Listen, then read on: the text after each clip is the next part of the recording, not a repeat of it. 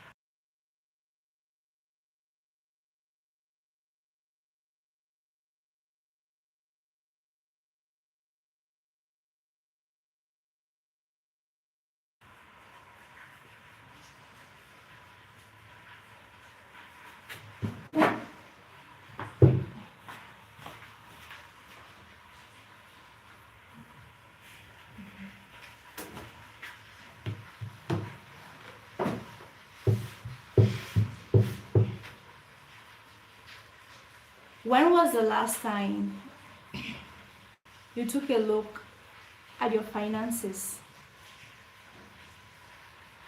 Not because you had to, but because you really wanted to. But because you really want to. When was the last time you seriously took a look, going through your finances, going through the entries and the exits of the money, all the financial transactions that you've made? Not because your rent was due, not because your landlord was standing on your door, already giving you bombastic side eyes wherever you're passing. Not because someone asked you, but because you really wanted to. When was the last time? If you cannot remember when the last time was that you really took a look at your finances, then this webinar is for you.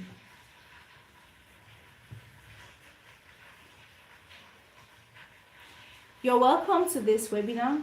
My name is Nange, and this is the first session of the first of the 4 webinars that we are going to have on My Money and I. It's going to be a 4-week session, and we are going to be holding every session on weekends. So it's going to last about 4 months.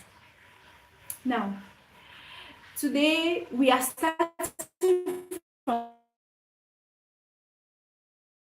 from the base. We are talking about finances because this is a financial intelligence webinar for women. This is a financial intelligence webinar for women who want to change, who want to be more intentional about their finances, women who want to be comfortable talking about finances, being in charge like bosses when it comes to their finances. This is what this webinar is all about. And today we are not going to have, big investment tips. We are not going to have strategies for investments where you're going to invest, you should invest your money. None of that. Of course, it is going to come up in subsequent sessions, but for this session, we are going to start at the base. This is all to empower the woman and any other person, because these principles are going to not only be impactful if you apply it in your life, that are not going to be gender specific, but I am going to talk more to the women. Now, in Africa, and I think in some other parts of the world, women really don't talk about money. If we are being honest to ourselves, You hardly find women in their cycle talking about money, talking about investment, talking about financial intelligence. If you look up on YouTube, you search, financial intelligence and investments. If you search 10, if you launch a search and 10 videos come up, about 8 or thereabout will be men. Only about 2 people will be women. So where are the women? Why are we silent? Why are we not having financial discussions? Why are we not having financial conversations? Why have we taken this off our table? Why are there so few women that are comfortable enough to talk about finances, to talk about financial intelligence? Why? We don't talk about money. And that is exactly the problem.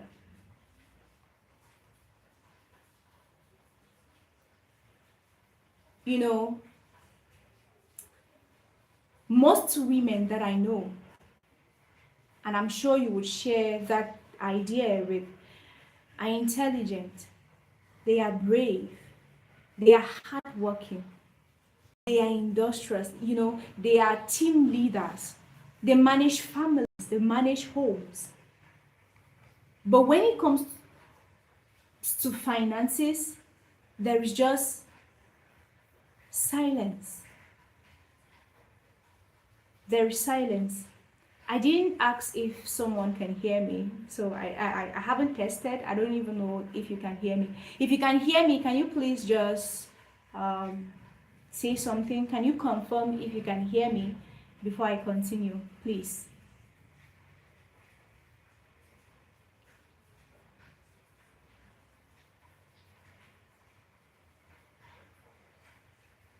Are you able to hear me?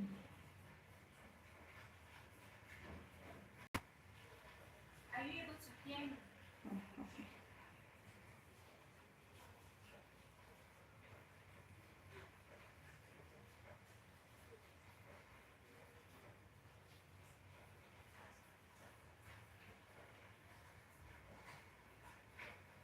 Can you please confirm if you can hear me, or if my voice is okay? If I'm audible enough for you to hear, can you please?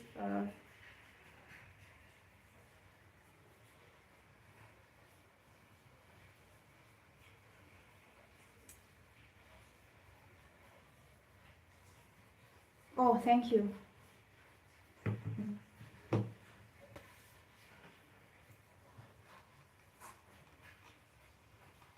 Okay, thank you. Thank you for confirming. All right, so where were we? We're talking about why women are silent about finances. You can call it finance, you can call it finance. Well, women are home builders. They are intelligent, they are powerful, they are people who are taking care of homes, taking care of families, they are taking care of, a lot of, they are taking care of the family. But then when financial conversations come up, there is silence. Not necessarily ignorance, right? But silence. Why? So this webinar is going to be in the form of a mindset shift, where we look at how we have been accustomed to think as women, to involve, how we have been accustomed to involve ourselves when it comes to finances, and how we should, and how this is affecting us, and why we have to do something about it. How we have to start changing that trajectory. So, the first reason why women do not talk about finances, especially in this part of the world, and please, you should grab a pen and a paper. This is going to be a session where we will learn we will change our mindsets, we will unlearn, and we will relearn. Probably, I'm not going to be saying anything new here. I'm not going to be saying things that have never been said before, but I'm going to just open our eyes more to the things that matter most as far as finance is concerned, and why you, as a woman, you should be involved, you should be intentional, and you should be confident about your finances. Now, the reason why women do not talk about finances a lot is because somehow we were never taught to.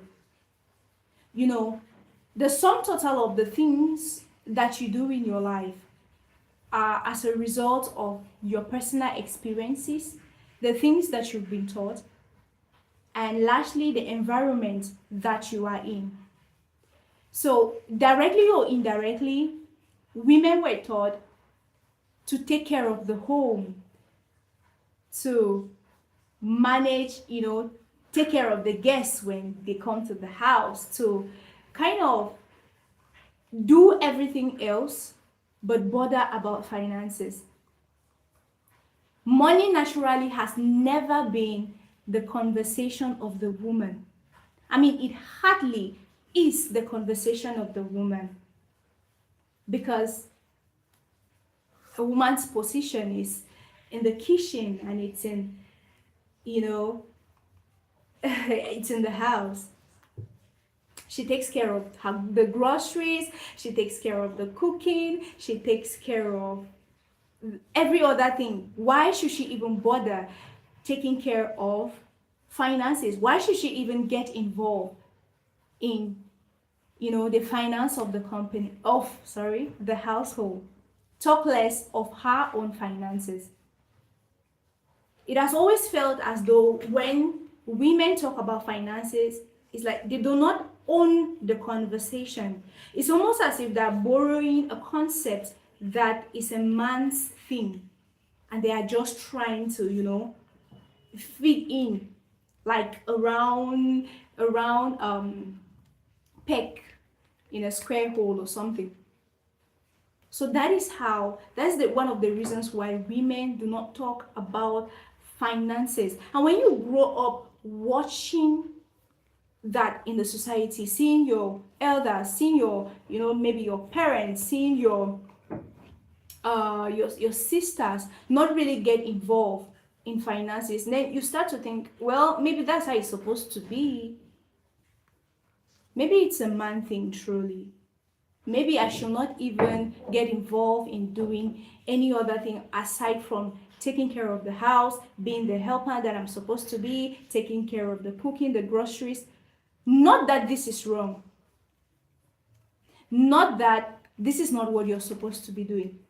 Let me lay this foundation first. Financial intelligence woman is not one that this discussion is coming from. So, with that said, the woman usually feels like talking about money, or even asking your partner at home where the money is going to, as though you want to overstep. It feels as though you want to take the position of the man. It feels as though you are moving out of your lane and looking, putting your nose into something that you are not supposed to belong in. That is how it feels to a lot of women. And when you grow up in that environment, it does not just disappear. That conditioning does not just disappear. It may not outrightly show itself, but it's still down there somewhere in your subconscious. And it takes seminars like this, it takes discussions like this to remove those mindsets.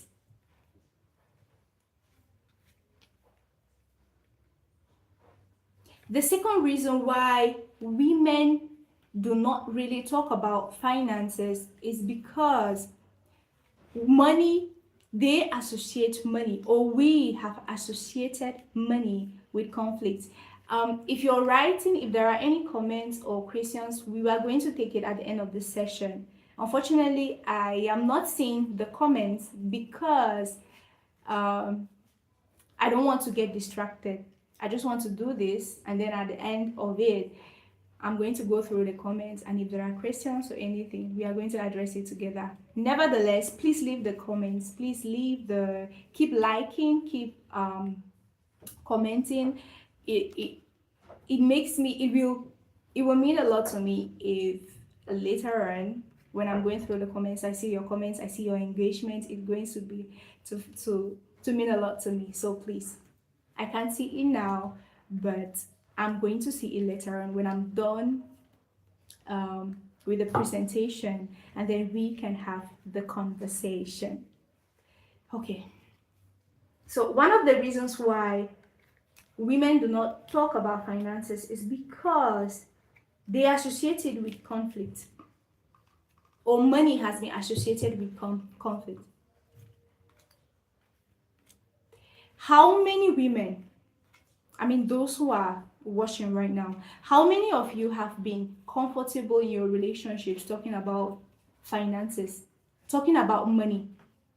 The moment you open your mouth to discuss about money, to discuss or be intentional about finances, you are often called, maybe too much, or the gold digger, or the one who wants to be in control of everything, right? Sometimes it is like that. So what do we do? Because it feels like money is a man's thing, because it feels like our place is in the home and taking care of the home, not that it is a bad thing, because it feels like if we have to talk about money, it is a man's thing. When we are growing up, the conversations about finances are mostly made with men. Go out there, you have to work hard, you have to provide for your family, you are a man according to how well you can provide for your family, and so on and so forth. So it becomes a normal conversation for the man. And then because a lady or a woman has a different conversation that is being had with her from her parents, from her relatives, from her friends, it now becomes as though this is not her thing. And the moment she tries to take it into consideration, the moment she tries to learn more, the moment she tries to ask questions, to know more and be intentional about it, especially in relationships, she's been termed a gold digger, she's been termed so many words, she's been shamed by the society to an extent. I bet you there are people whom, passing through this webinar or passing through this live session, they are going to be like, there are some people who will be like, okay, she's talking about finances. What can a woman know? Money is not a woman's thing. There are a lot of men like that, and there are a lot of women who think like that women should not talk about money. This is a man's thing, and it is a man's thing alone. So the moment you open your mouth to try finding out how is our income managed, how does money comes in and goes out, why is our savings account not growing, why is it that the transactions are not clear, I can't see the last time we saved this amount, why is this amount this way now in our account, she's termed nosy or greedy. The society has kept it that a good woman is grateful for what she's been given, and she manages it and stays silent. So we stay silent.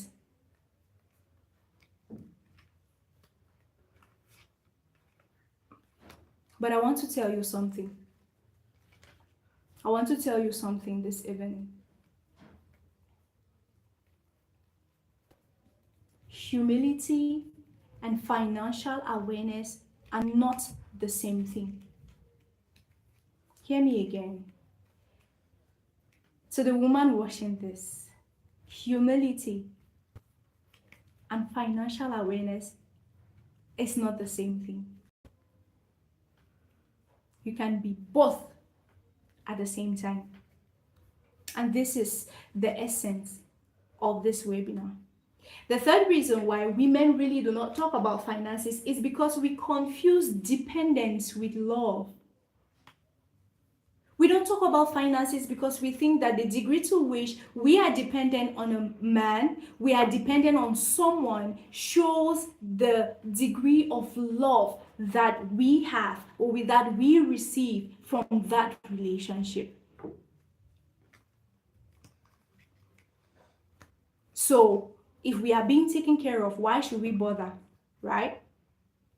If he's always there, he will always take care of me. He will always take care of the family. Why don't I just worry about the house while he worries about the finances?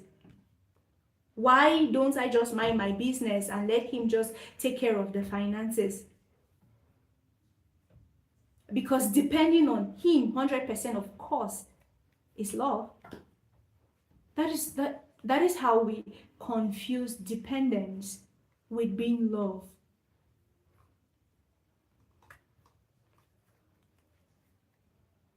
There is a difference between a woman who is being provided for and a woman who has zero financial awareness.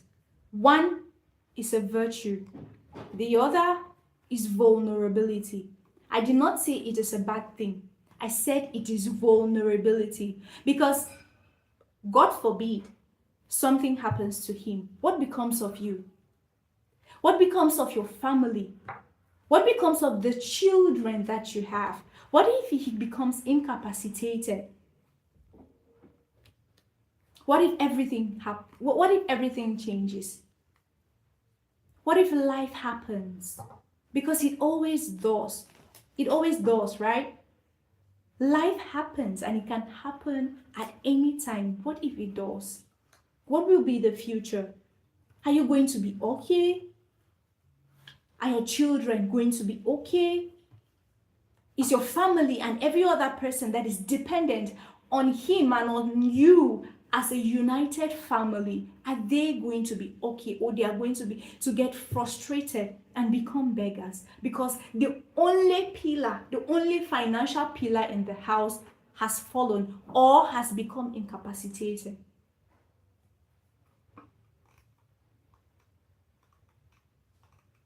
Would you be okay? I guess not. I guess not always.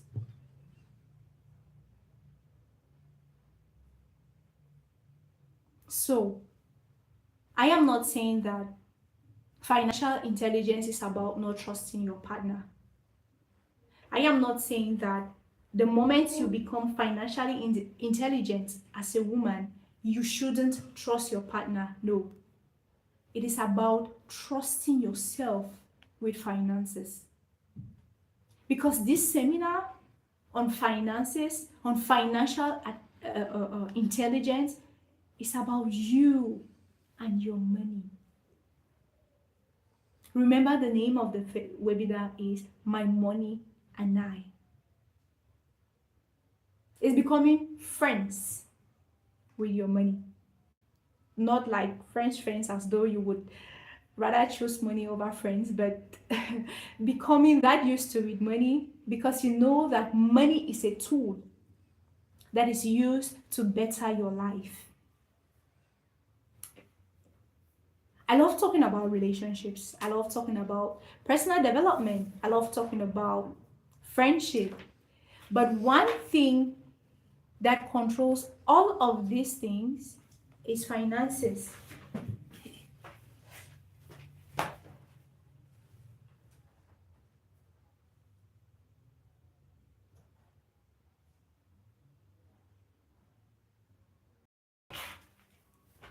It's okay.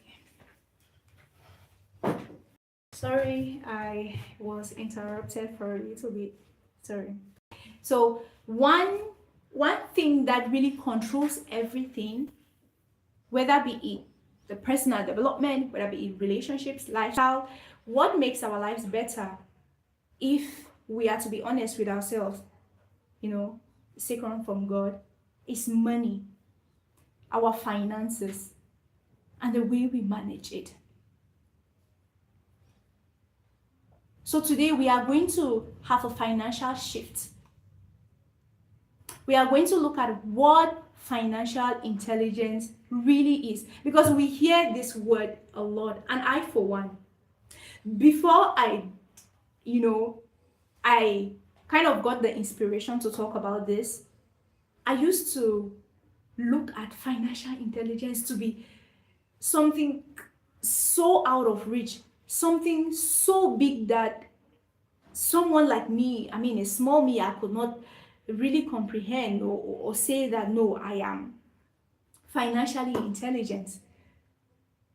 I used to think that financial intelligence meant that you are rich, you are wealthy, you are uh, for someone to understand financial intelligence, it means maybe having a PhD in economics, being an accountant, being a banker, being someone who maybe an auditor, a financial auditor or something. I used to think financial intelligence, in fact, it felt like almost, I won't call it a myth, but it felt like something that is too big, far above my reach. But today we are going to break it down one step at a time. In the simplest language, right? In the simplest form, and you should write this down if you're taking down some notes. Financial intelligence is about being aware, being intentional, and being unbothered or confident about your finances. What did I say? Financial intelligence, it's about being aware. It is about being intentional. It is about being confident when it comes to your money and you. Your money and you, my money and I. Yeah, that is it. That is what financial intelligence is. And if you do not, let's break it down. The first aspect, the first pillar, because these are the three pillars of financial intelligence. The first pillar being awareness is about knowing the ins and the outs of your money.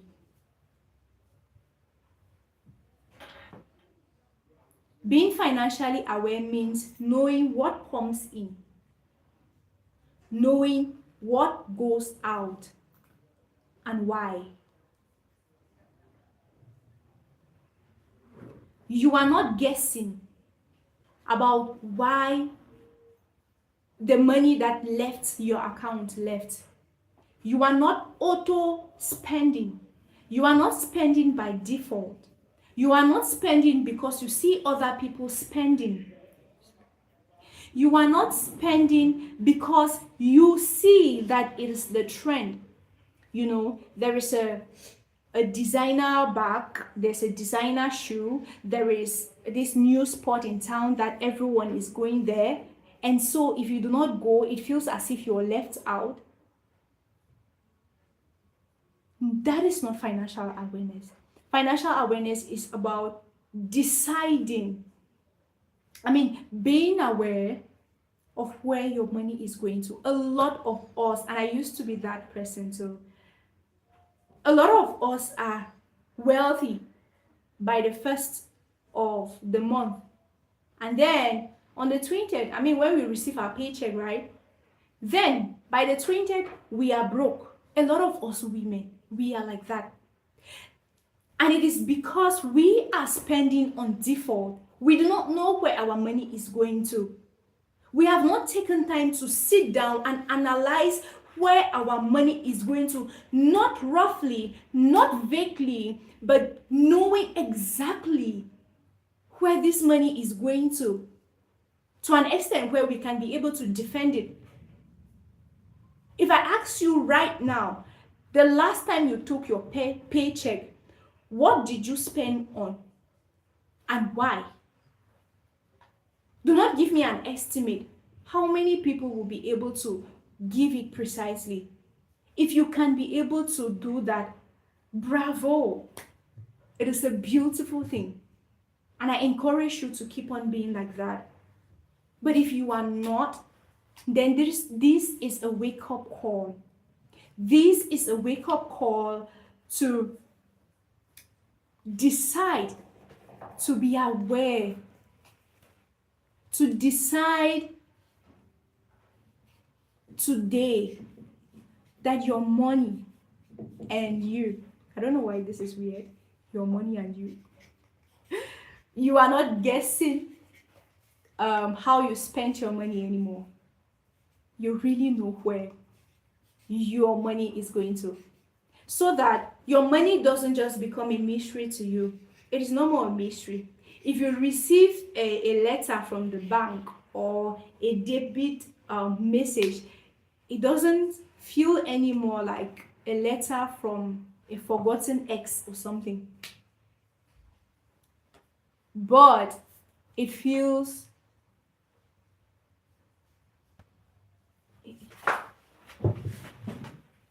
you can see me. Hold on.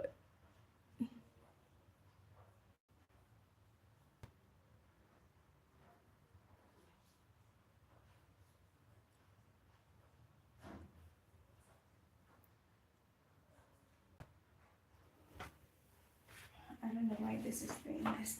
Can you see me now? When did the message come in? Just now.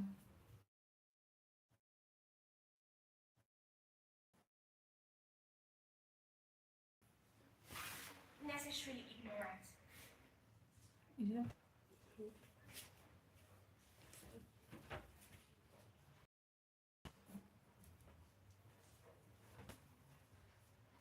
Can you see me now, please? Just this. So I wasn't aware you were not able to see me. So can you see me now, please?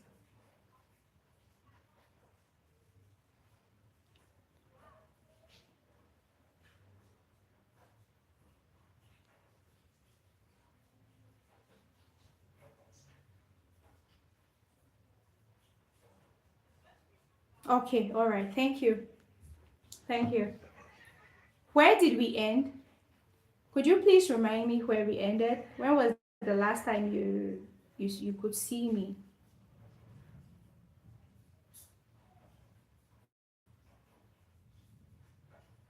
Where did we end, please?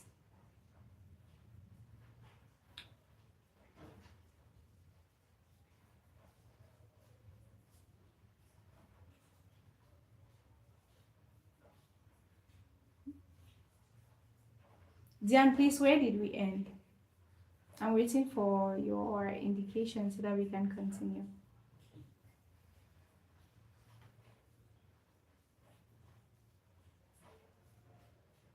Because I don't know the last time you could see me or you could hear me.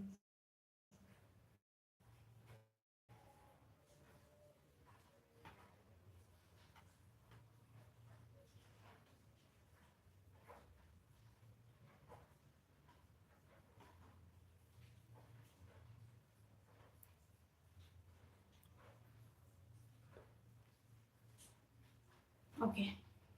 I don't know. So I'm just going to go a little bit backward and then start from there.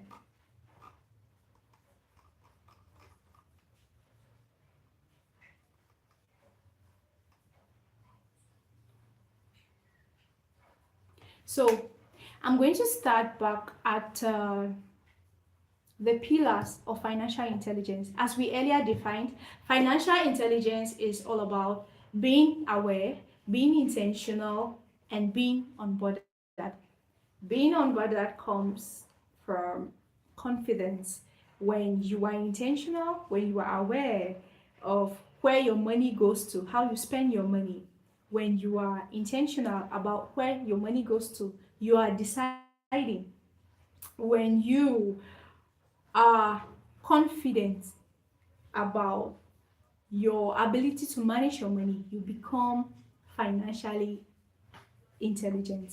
And so I am going to go back to the first pillar. I said the first pillar of financial intelligence is awareness.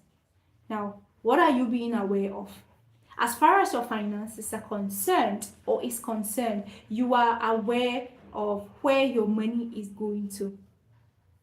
You are not second guessing. You are not giving rough estimates. You are not being vague. You know it.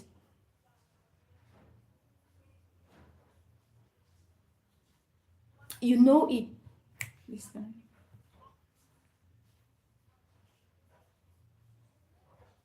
You know where your money is going to. You are not seeing a letter from the bank or a debit message from the bank and you're feeling surprised. Like, who spent this money?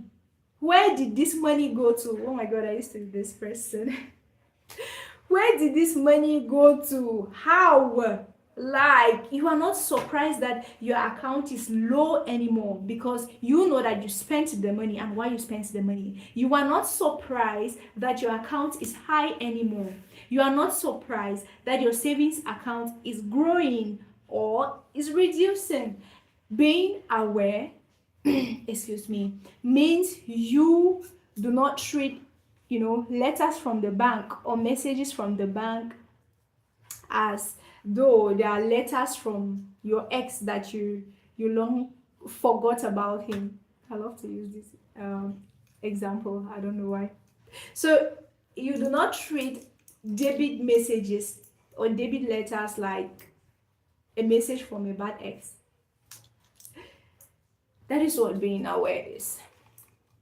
That is what being financially aware is. And it is the first pillar of financial intelligence. The second pillar of financial intelligence is intention. It is intention. Intention here means you know where your money is going to because you make that decision intentionally. I'm defining a word with a word, right? It means you make financial decisions. You move your money. Your money do not move you. I don't know who I was talking with the other day, and she was telling me about a post that she saw online. She said, no matter how touching your story is, she is not touching her savings. That no matter how touching your story is, she's not touching your savings. She's not touching her savings. And this is just funny to me because in Africa and in other parts of the world, it usually feels like every other person has a plan for your money except you. Every other person wants to use your money. Every other person is fighting to have your money in their possession. So the moment you do not have a plan, a decision, a reason why you should save, why you should manage your money properly, other people will give you a reason to hand it over to them. Now, this is about financial intentionality.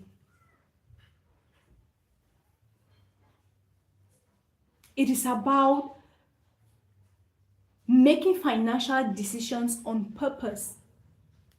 If you didn't write anything down, please write this. Financial intentionality is about making financial decisions on purpose, not by default, not because it is a trend, not because it is what everyone else is doing, but because it is your decision to spend. When you spend, you have decided to. When you save, you have decided to save. That, in a nutshell, is what the second pillar of financial intelligence is. And this is the most important pillar of financial intelligence, because financial intentionality changes everything. It changes everything. Because someone can work their money, save it up, and decide to give it to a charity organization, and decide that they are going to give it to maybe a religious body or something. You cannot necessarily call that person that, you cannot tell that person that they are not financially intelligent. No, they are. They have decided what they want to do with their money. And that is what the second pillar of financial intelligence requires you to do. There was a story of this famous actor. I don't want to call a name because I'm not really sure if I'm not really sure of the name, but he decided and he wrote in his will that all the money he has accumulated, and mind you, this is a millionaire, if not billionaire. This is a millionaire in dollars. He's rich. So he decided that at the end of his life, all the money that he has worked will be given to a particular charity organization. And mind you, this person has children. This person had a family. He had a wife. It seems they divorced or something. But then he had children, right? People that felt children that felt, okay, because it's my dad, of course I should inherit some of his properties or some of his wealth. But he decided that all of the money and his wealth was going to go to a charity organization. His rationale was that if his children, he did not know if his children will manage his wealth, his hard work. But then if they could manage it well, it means that if he leaves them with nothing, they are going to start maybe from the base and they'll go right up to the top without any difficulties, because he left more than money, he left connections for them. I mean, that was his rationale. That was his decision as to why he did what he did, or why he wrote his will that way. So you will not call such a person not being financially intelligent. This person is financially intelligent to the core. He has decided what his money will do, where his money is going to, and this is on purpose, not by reflex, not by default. So you see, this is what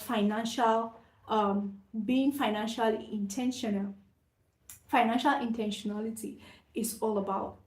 And as I said, it is the second most important pillar of financial intelligence. Financial intentionality is the difference between money that moves you and you moving the money.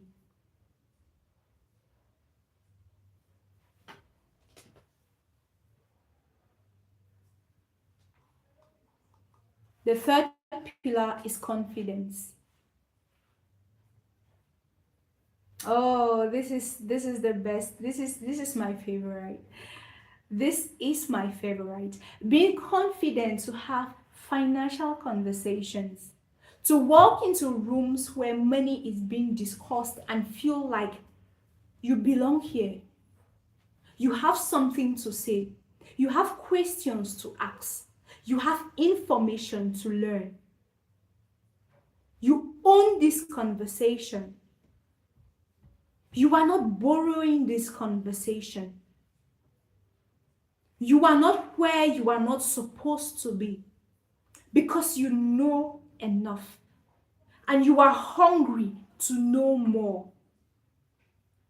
That is where confidence comes from. And that is the third pillar of financial intelligence. Being confident. Being confident. And it comes from learning. It comes from being purposeful, being aware about how your money comes in and goes out. If you only get money through your paycheck, good. If you get it through your business, you have invested into some companies and you have dividends, you have profits, you will know where this money is coming from and you know where it is going to. You are intentional about the where and why your money is going to. That is what gives you that confidence. And with that intentionality comes the hunger to learn, to do more, to be more. You don't just hand over financial conversations to the men that you can take care of it. And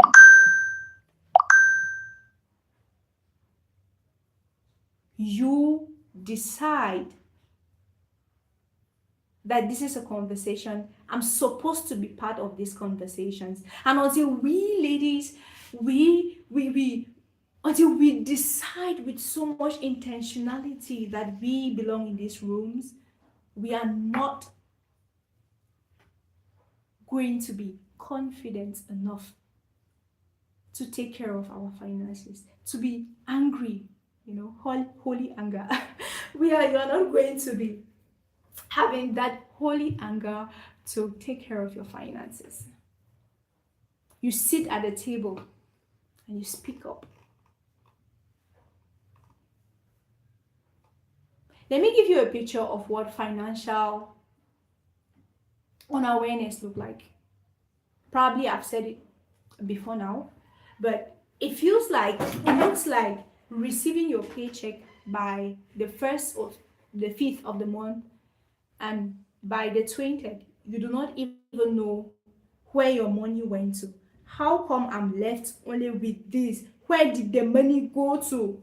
That is how being financially unaware is.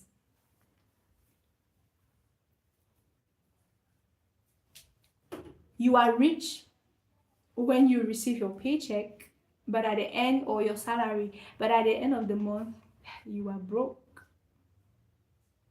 That's how financial unawareness is. And most of us ladies, our issue is not even an income issue, if we are to be honest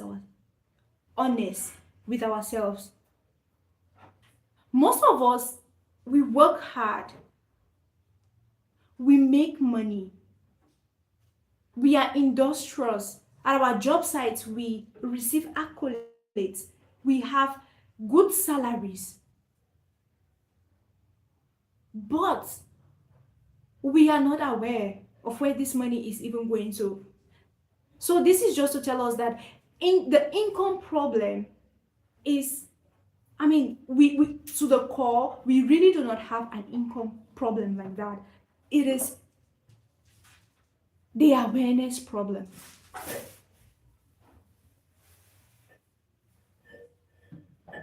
It is the awareness problem. And because we are not aware, we keep going in cycles where we receive the money and at the end of the month, we are broke. Next cycle, the same. The next month, the same thing. And we keep going round and round and round and round in cycles. But today,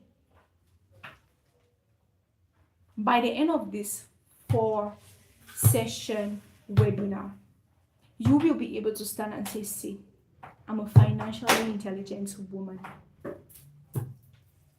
Because now you are intentional about your finances, about the income that you earn, about the money that you receive. And you are going to break the cycle. A lot of you might be asking, why should we even talk about money? if men have been managing this money for for God knows how long, why should we even be concerned about having this conversation? Why don't we just let it be, let those who have been managing it manage it, why continue managing it, while we just stay at the back and we enjoy the benefits, the baby girl treatments, without even knowing how the money is, where the money is coming from. We don't know how it is managed. Why should we not have this conversation? The first reason is because this financial silence is having a cost. The difference is that it doesn't come through a bank, right? The cost is not that which can be debited from the amount that you have in your bank account. But trust me, it has a cost. And we are going to look at some of these costs so that you will see what financial silence is costing us as women. We are going to see why we need to speak up more, why we need to be in rooms where financial discussions are being made, why we need to get involved. And let us just be real. I want us to be as real as possible. Financial silence is not just inconveniencing, it is not just uncomfortable. Sis, it has a cost. And I want to show you that cost. The number one cost is it costs you your freedom. As a woman, financial silence costs you your freedom. You can bear with me, you can agree with me that there are a lot of women who are in relationships they shouldn't be in, who are in toxic work environments, who are in friendships that are not healthy to their mental state, who are in homes that do not feel safe any longer. Not because they don't want to leave, not because they don't know that living is the best thing, not because they don't know that they are losing themselves, not because they don't know that they are in a kind of prison and it is necessary for them to break free, but because they cannot afford to leave. What are they going to do if they leave? Who will take care of them? I mean, they have zero, little or no knowledge on financial intelligence, on finances. Who will manage things for them? Who will provide for them? So they are even afraid to try. They dare not even think about leaving, because it will mean that the lifestyle that they have been living cannot be maintained. Why? Because they have little or no, zero knowledge on where the money is coming from, how the money should be, and how the money should even be managed.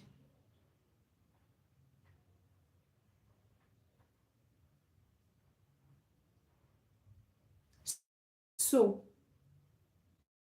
financial silence is causing you to stay in relationships longer than you have to, because you cannot afford to leave. That is a cost. It is costing you your freedom. Let me tell you about a personal story, a personal experience. Before I started being financially aware, right? I There was a time,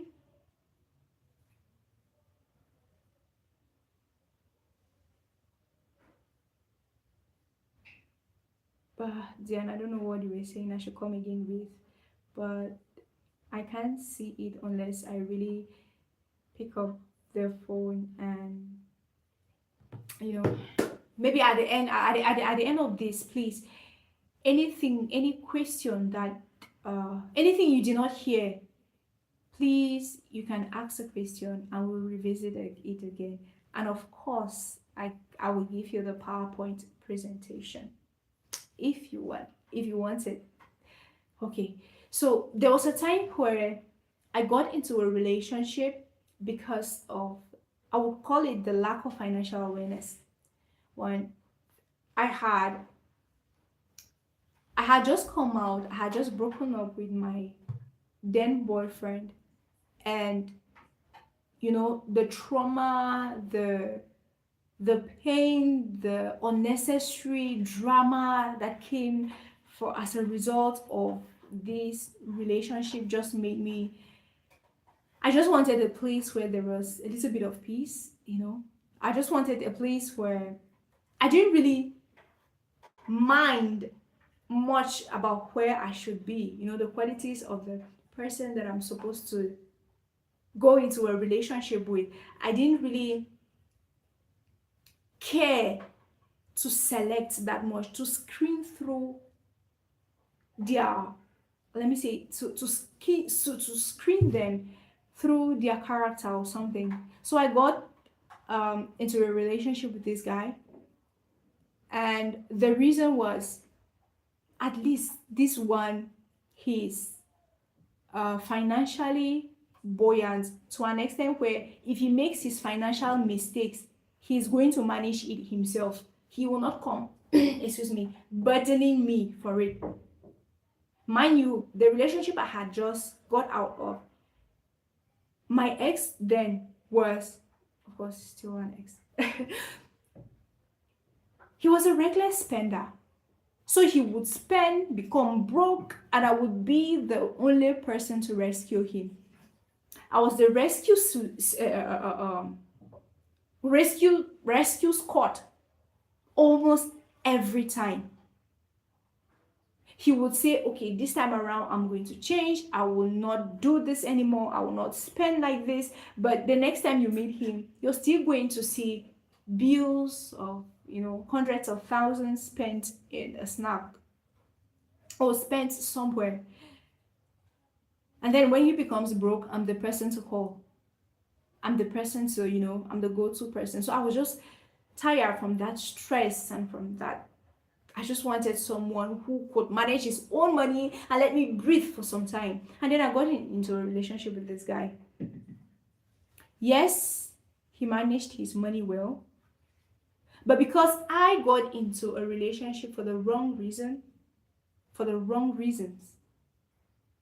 it was, of course, a wrong relationship. Yes, he could manage his finances, but he was emotionally, how would I call it? He was emotionally abusive as you would not imagine. He was the type that if there was a topic, if there was a discussion to be made, your opinion is not supposed to differ from his. I mean, why? Why should your opinion differ from his? It's not like he doesn't know everything. He knows everything because he has some coins in his bank account. The type that will tell you, let me educate your ignorant mind whenever I would disagree on something. The one who did not know, the type that did not know that it was necessary to have healthy communications even during disputes. So you see what not being financially aware cost me at that stage of my life. Of course, the relationship lasted almost 4 months. I mean, the shortest relationship I've ever been in. But then it taught me a lesson. So that is what not being financially aware does to a lot of women. And until you say enough is enough, I need to learn. I need to get involved. I need to, take care of my finances because I don't want to be treated or trampled upon. I don't want to be treated like a second option to his money. Because there are actually men with who are the first person they are in a relationship with is their money. And then the second person is you. I mean, why not, right? If they cannot even come to you and tell you, I have this difficult situation on my job site, I have this financial issue, and you contribute to it, why would they not? So they would rather go to their friends for financial advice or financial discussions. Meanwhile, you're there. Well, that is about to change. At the end of this webinar, Money and I, your financial intelligence is going to be something you are proud to stand and you talk about it. Because when you do not have any savings plan, when you do not have options, you are bound to choose anything that comes.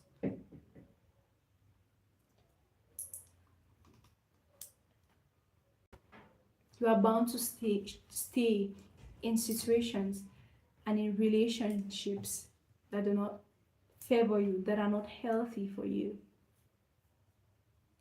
You are bound to stay with someone, not because you love them, not because you have decided that you want to be there, but because the help that is coming from them and from that relationship, you cannot do without.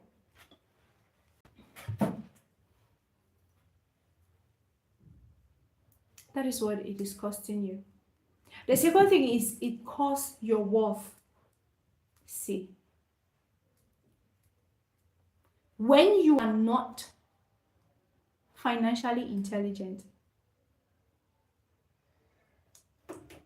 it causes you, it takes away your worth.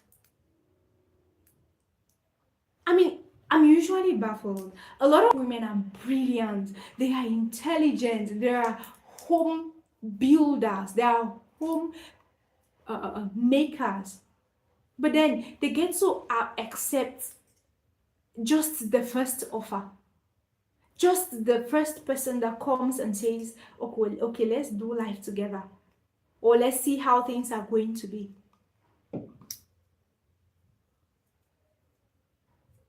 And this is mainly because they do not know their worth. Because if you know your worth, you're going to say, no, I deserve better. You say, no, I can't settle for this. And you are not ashamed to say it because you know your worth. You know who you are. You are not afraid to say, I will not settle for anything less than what I deserve.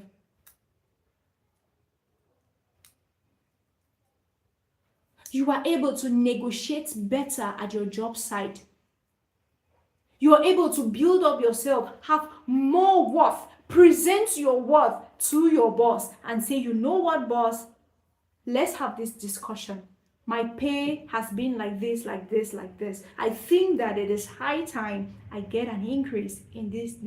I mean, not literally the way I'm saying it, but as an intelligent woman, you know how to coin it better. Because if you get into your boss's office and you say, it is high time, my sister, you might end up being jobless.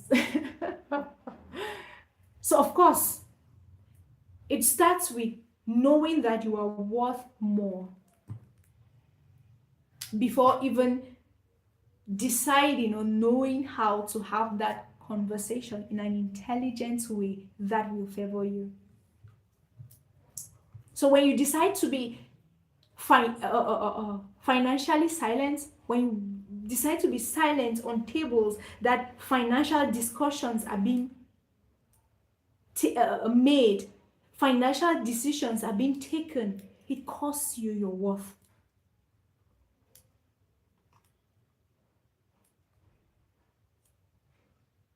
You will not even know what you are supposed to have.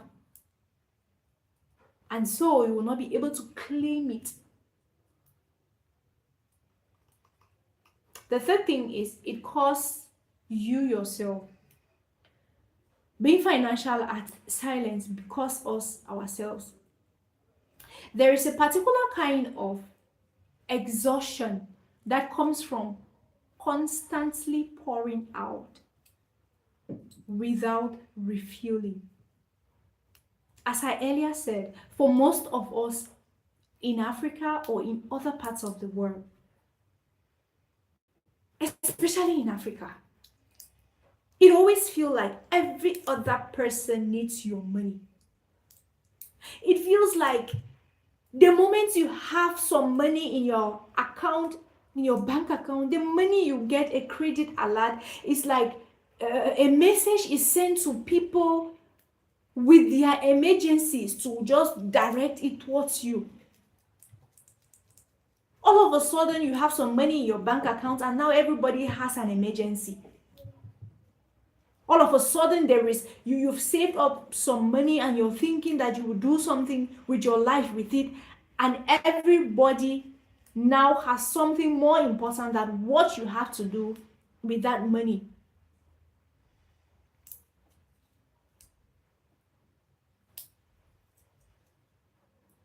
It is exhausting. I know. Because you give to family. You keep giving to family. You keep giving to friends. You keep being that pillar that everyone leans on. And these things, they come naturally to women. It is your natural instinct to make sure that every other person around you is okay. So you keep pouring out.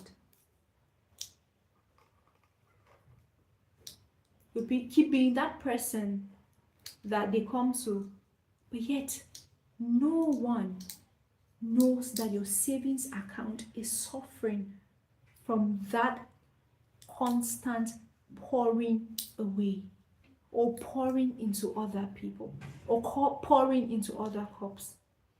And the worst part of it all, especially in Africa, in Cameroon, is that these people, most times, they don't even appreciate you.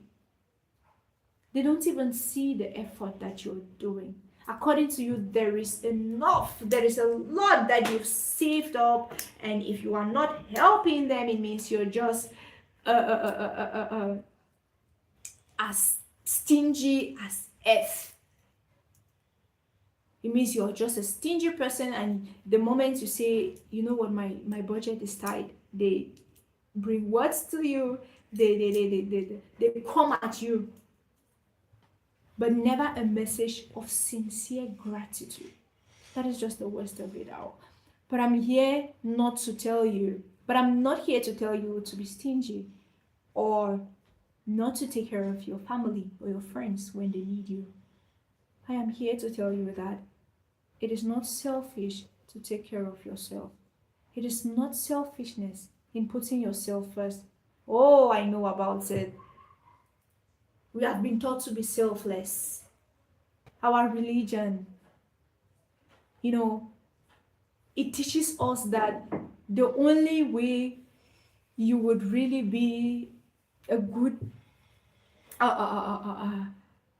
person of upright morals is if you die to self, right? And so we interpret it to mean that every other person should come first except us. But guess what? If you do not take care of yourself, if you do not take care of your finances, if you do not take it seriously right now, even those people that are so dependent on you leeching off you will not be able to cope if you're not there tomorrow. So yes, okay, they need you now. How about you take care of your finances, be buoyant enough to take care of them without, stressing out or without any difficulties. How about that?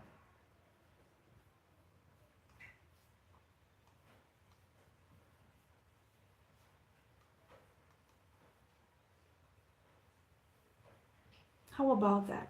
How about you start taking care of your finances, being intentional? How about you start making decisions, having plans for your money before other people's plans come into you, come in to take all of it away?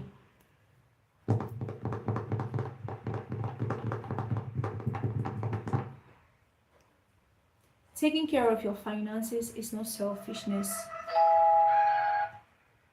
Taking care of your finances is not selfishness. It is the very foundation, the very bedrock that you need in order to have a very strong financial and independent life, to the benefit of all that are around you. Remember, you cannot pour from an empty cup. So it is high time you start thinking about you. You start thinking and being intentional about saving, about investing.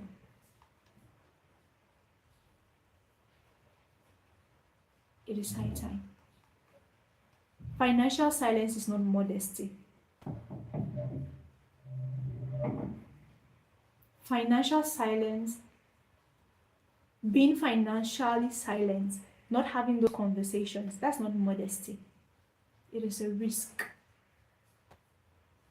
And it is a risk you can no longer afford to make. It's a risk we women can no longer afford to make.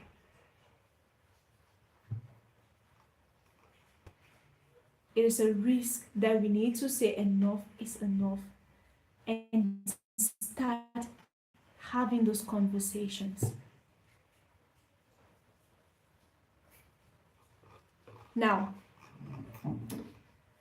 I do not think that I should leave you without an assignment. As I said, this is the first webinar of My Money and I wanted to call this She Money. But yeah, of course, it's all about She Money. So I'm going to give you an assignment so that, excuse me, next week we can come ready to do some practical stuff. Today was all about literature. Today was all about inviting you into this journey, into this intelligence journey, pushing you, motivating you to go into this journey, not being afraid, not being bothered, being confident enough to say, okay, this is it, I'm doing this thing because I've decided to do it. Today I was bringing you in because it is the first step of this webinar. We removed all the financial jargons, all the big terminologies, all the big things, we remove it. So for next week, what we are going to do is we are going to do something simple. One thing, something simple but very, very important. I know it is easy to wave it off, but please don't. So this is what you're going to do. Write down every expenditure that you made this week. Every money you spend this week, please write it down. The money you spend on transport, write it down. The money you use for data, write it down. The money you use to, get coffee, those who drink coffee, the money you use to, get chewables at work, write it down. Every dollar, let me use dollar, it's an international scale. It's something that can be recognized internationally, but write everything down. the bread that you buy, everything. Write it down, because next week, that is what we are going to use to help you have a plan for budgeting. We are going to use it. Each um list, every person's list will be used to help them learn how to budget more, so you can have more money to save, right? And the most important thing about uh this exercise is that it helps you to face your spending attitude.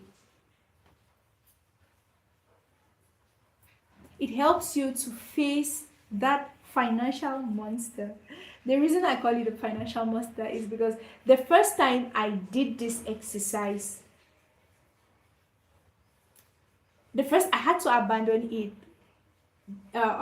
mid-month, because I was supposed to do it for a month and then sit down, calculate it, and do everything from the knowledge I've been gathering. I had to abandon it. I'm not saying you should abandon it. Please do not abandon it. Do not. I'm here to guide you. I'm here to hold your hand. It was that scary to me because I literally did not really have a mentor that could hold my hand like that. But I'm saying that you should write it down, write everything that you spend down, and bring in. I will fix.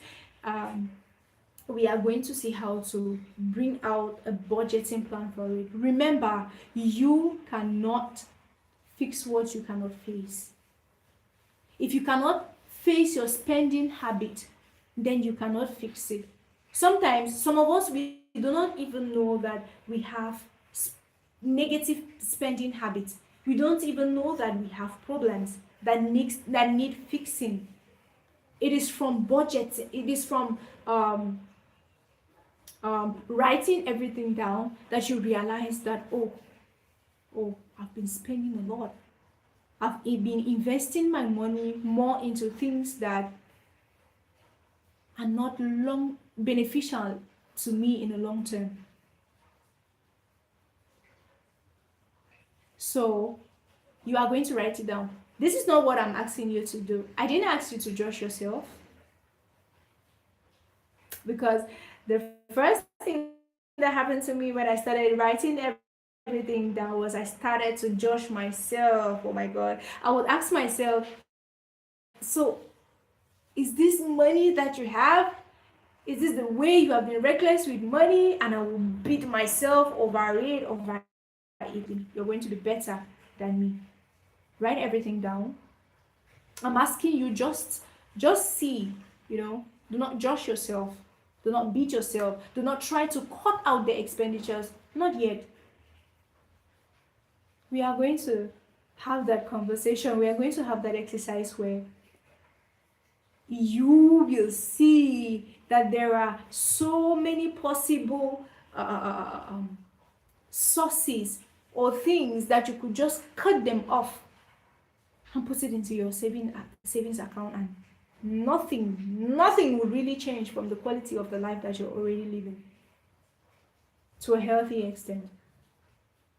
So that is what you're going to do, because once again, you cannot fix what you cannot face. You're going to face your financial habit, your spending habit. Because if we are to be honest with ourselves, I don't know about you, but many of us have never faced our finances. We worry about it. We complain about it. Oh, we pray about it. We pray about it a lot.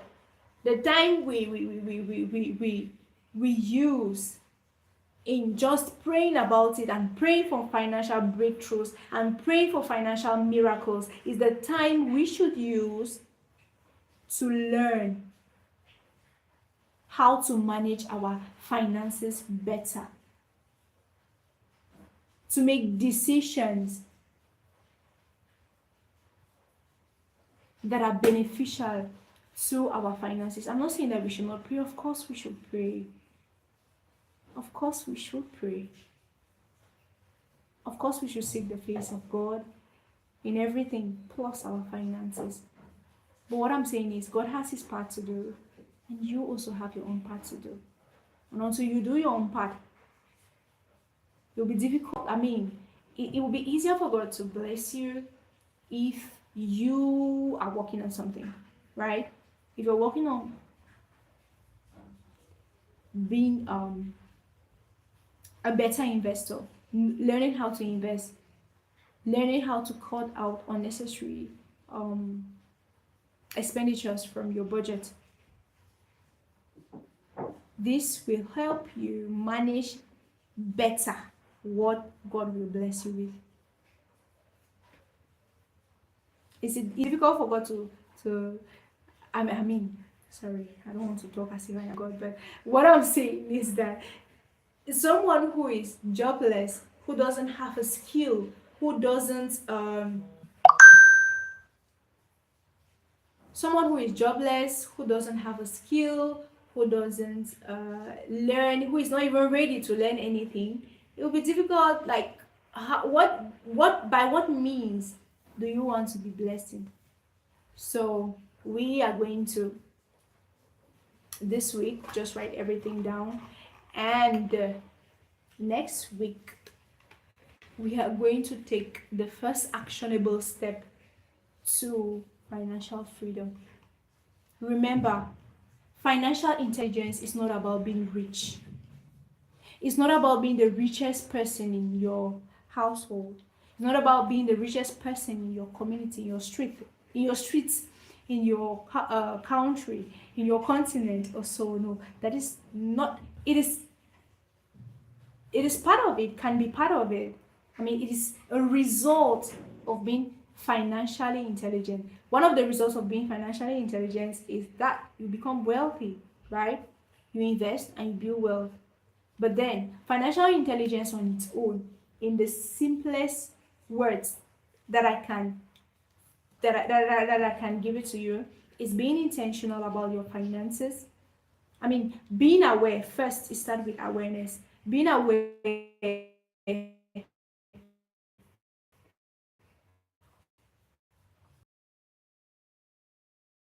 where it is about being intentional. Intention here means decide to spend, making financial decisions on purpose. Intention here means your money does not move you, you move your money. You do not spend by default. You do not save by default.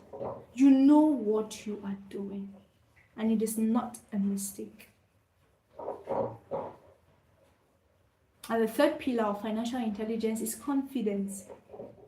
Being confident enough to walk into a room where financial discussions are being made and you feel like you are part of this room, you own this conversation, you have something to say, you have something to learn about it. That confidence, that awareness, that intentionality, that is what financial intelligence is. And when you build yourself and you know these things, you are in charge of these things, you can boldly stand and talk about finances and say that, no, I am financially intelligent because I know how to manage my finances without fear. A woman who is intentional about her finances, a woman who is financially intelligent, is not greedy. She is not selfish. She is not just helping her own self. She's not just taking care of herself. A woman who is financially intelligent, a woman who understands her money. Oh, I love it that way. A woman who understands her money is not just taking care of herself. She's taking care of her family. She's taking care of her community. She's taking care of her country, and she's building the world at large. So today, be that woman that is building something that lasts beyond her. Be that person that is building something that lasts beyond her. And right here at My Money and I, we are building this together. Thank you so much for being part of this seminar. Thank you so much for being part of this webinar. Thank you so much for being part of this webinar. And of course, it was a pleasure to have you. And I just hope that something has come out of me to you that has, kind of ignited something in you that makes you want to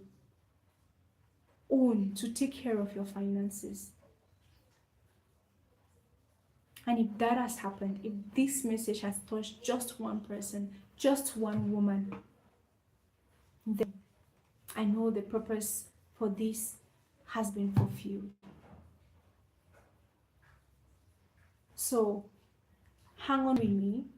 Our next session is next weekend. I think it will be on Saturday the 2nd, 8 p.m. West African time. It will always be 8 p.m.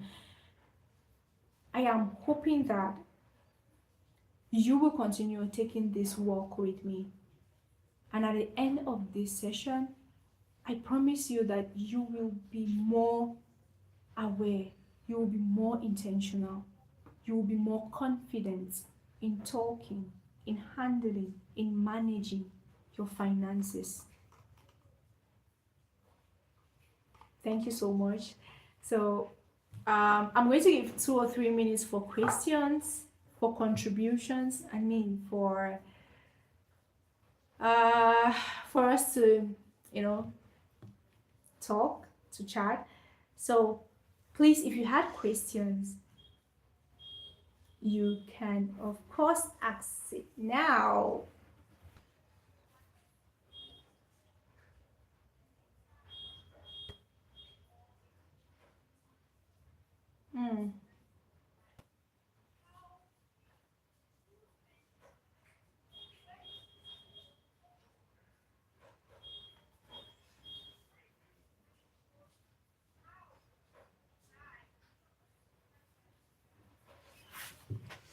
Excuse me. So are there any questions, please?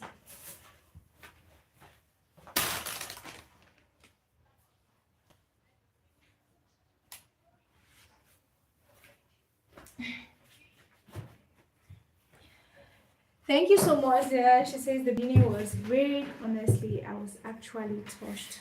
Oh, I'm happy. I'm happy you were touched. Stop touching the mic. Stop touching. I'm happy you were touched, and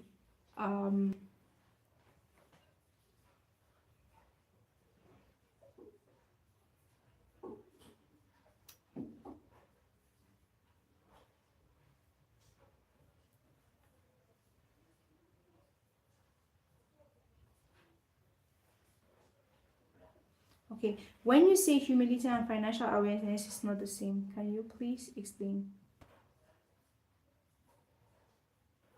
Okay, what I meant there is that when you decide to stay silent in your relationships in an attempt to be humble, right? In an attempt to be the humble woman that we have been taught to always be, then you are not the same as someone who is financially aware. Because you can be, of course, you can decide to be humble, you can be humble and still have that financial, that financial awareness. The reason why I said that is because a lot of us think that not asking our partners about the money, where our money is going to, especially in joint accounts, right? There are a lot of women who do not ask their partners, where is this money going to? Why is the saving account not growing? I mean, we keep putting money in here, but I don't see where the money is going to. Why are we even spending on all of this luxury that we are spending? Is it necessary at this stage of our lives where we are still building?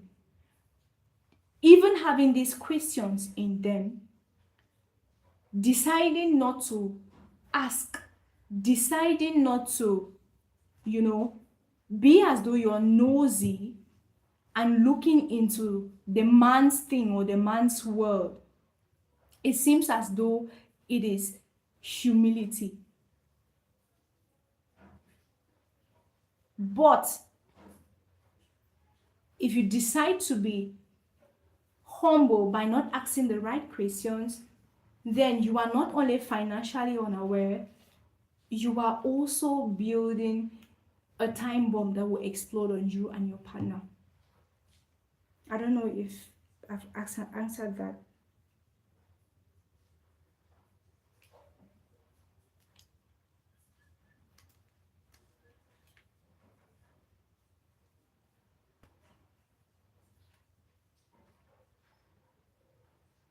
Okay, Russ said, I think we are sometimes silent due to our limited knowledge on financial intelligence, and we just receive and embrace what we see as a pay. That's it. That's right. We just receive what is being offered. We just receive what is being offered and we are just good. Because we really, really don't have that knowledge. Let me see. Please hold on. I'm going to take a second before I can be able to see your messages. But for now, let me see. Please, 1 second. Let me adjust something.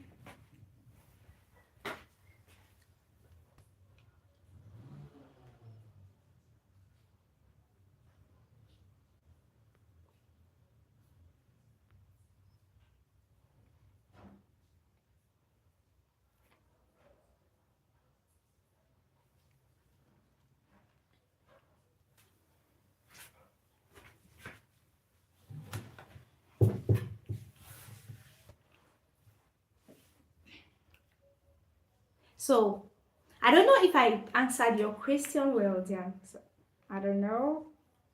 Is it okay? All right, she says, okay, copy that. Thank you, baby. Okay, and then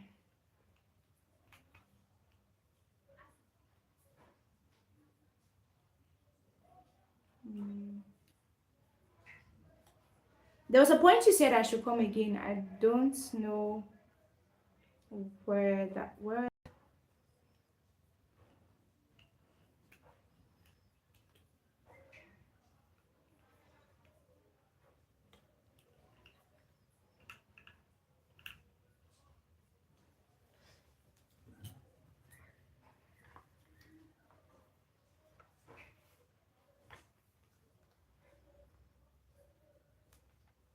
Okay, so we have our questions for next week, right? We have our exercise that we'll be doing this week, right? And I really, really, really hope we get intentional with answering these questions and getting involved in, managing our finances and how we spend our money. This is the starting point. I know this is boring. Probably you came in and you were thinking I'm going to give some investment tips. I was going to give, the big language and the big jargons, but this is the introduction and we needed to start from the base with the simplest words and the simplest knowledge as possible. We are here to hold each other's hands to grow.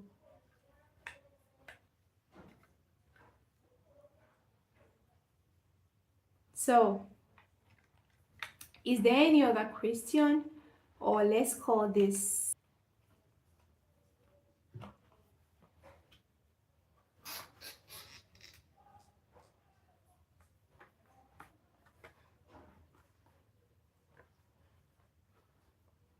Oh, okay. when I was defining, we were defining financial intentionality.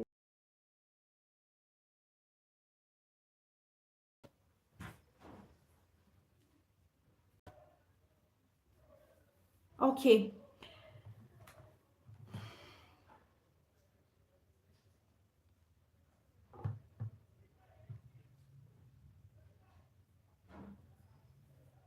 how can you actually deal with family emergency?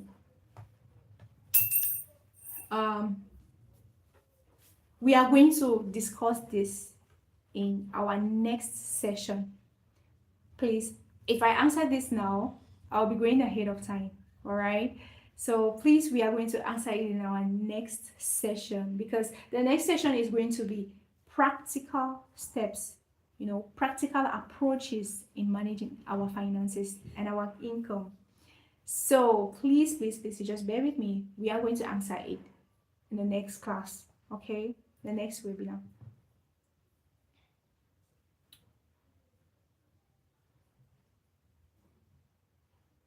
Okay, all right, great. Thank you so much for participating. Thank you so much for your question, your intelligent questions.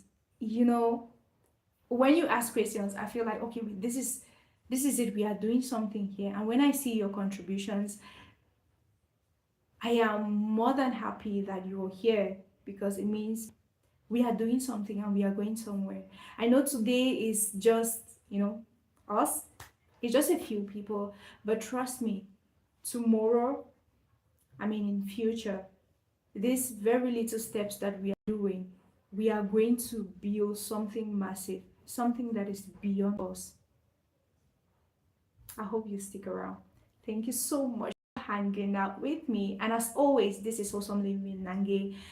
We talk about love, we talk about friendship, we talk about finances, we talk about relationships, we talk about lifestyle, we talk about every other thing in between. And I decided that we are going to have the first webinar on finances, because there is no romance without finance. Who will not agree? There's no romance without finance, right? And so money is that tool that we all need to become better in our personal development, to become better in our finances, to become better in our lifestyle, to become better in everything that this wholesome living is all about. So we are not out of space. We women, we are having the conversation that we are supposed to have. We are walking into rooms now and having these conversations and owning it, because that is where we are supposed to be. Thank you so much. Good night.